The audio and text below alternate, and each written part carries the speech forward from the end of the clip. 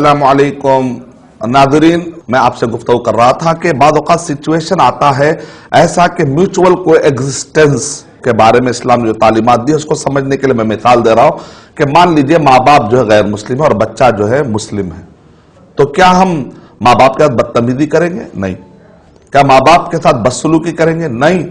इस्लाम ये कहता है, सूरह लुक़मान सूरह नंबर 31 के आयत नंबर 13 और 14 में ये लिखा हुआ है कि ववस्सैनल इंसान बिवालिदैहि हमलतहु उम्मुहु वहनन अला वहन व फिसालुहु फी आमैन अन इश्कुर ली व लिवालिदैक इलैयल मसीर, कि हमने इंसान को ये वसीयत की है कि अपने वालिदैन के साथ वो अच्छा सलूक करे, क्योंकि माँ वो है कि जिसने दर्द के ऊपर दर्द रखकर तुझे विलादत तक उसने संभाला है। वह हमलुहु व फिसालुहु 30 शहरा, फिर दूध पिलाने का मरहला, कुल मिलाकर ये एक 30 महीने का मरहला है। उसके अंदर बताया कि वह हमलुहु व फिसालुहु 30 शहरा।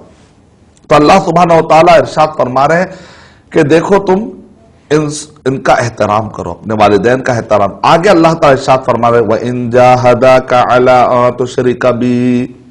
अब क्या है, ये दोनों अगर तुझे शिर्क की तरफ बुलाए, मेहनत करे, शिर्क की तरफ बुलाए, मा लैसा लका बिही इल्म फला तुतिअहुमा, तो तुम इनकी इताअत मत करो। सीधी बात, नो कॉम्प्रोमाइज। दीन का मसला आया, नो कॉम्प्रोमाइज।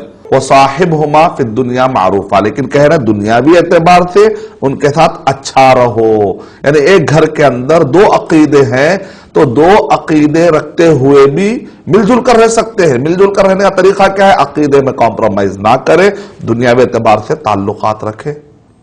देखा आपने, तो कुरान मजीद में अल्लाह सुब्हानहू व तआला ने हमें हर मुल्क में रहने का, कैसा रहना चाहिए इस्लाम को लेकर। आप किसी भी मुल्क में रह सकते हैं, आप किसी भी मुल्क में रहते हैं तो आपको कैसा रहना बताया जा रहा है।